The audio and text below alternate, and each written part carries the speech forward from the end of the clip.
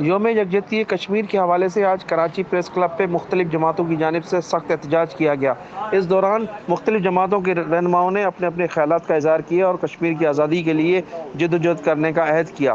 اس موقع پر Pakistan time news سے گفتگو کرتے ہوئے نوجوانوں نے پاکستان کے سندھ کے رہنما جناب نعیم خان نے کہا کہ پاکستان کشمیر کی آزادی کے لیے کسی بھی قربانی سے دریغ نہیں کریں گے۔ کشمیر گاؤں سے رشتہ کیا کشمیر بنے گا کشمیر بنے گا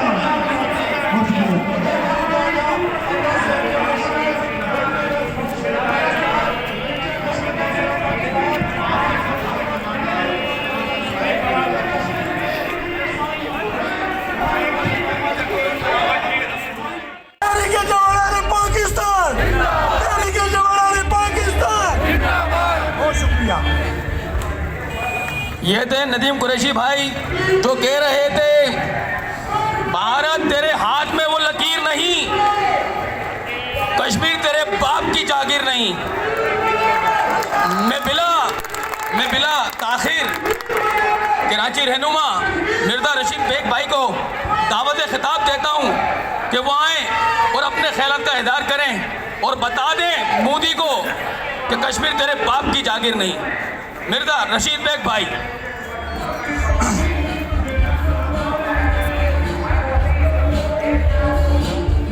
اعوذ باللہ من الشیطان الرجیم بسم اللہ الرحمن الرحیم۔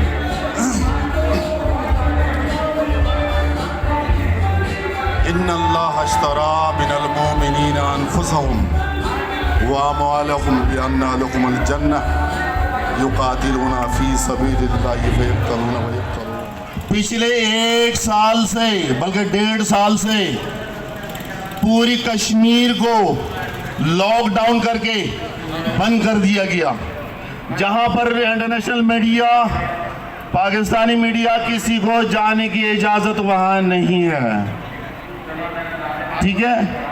لیکن یہاں پر پاکستان میں قوم 2 حصے پر بٹ چکے ہیں۔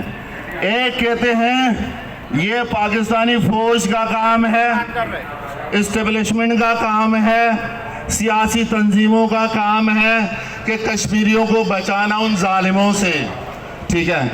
ایک پارٹی وہ ہے، ایک گروپ وہ ہے مذہب سے تعلق ہے، وہ کہتے ہیں وہ ہماری ڈیوٹی ہے، اور سیاسی پارٹیز دیگر پارٹیز جو لیبرل ہیں وہ کہتے ہیں مسلمان جو بھی میری آواز کو سن رہے ہیں، میں ان کو ایک پیغام دینا چاہتا ہوں۔ یہ پیغام میرا نہیں ہے، یہ پیغام تبلیغی جماعت کا بھی نہیں ہے، یہ پیغام مفتیوں کا بھی نہیں ہے، یہ پیغام شیخ الحدیث کا بھی نہیں ہے۔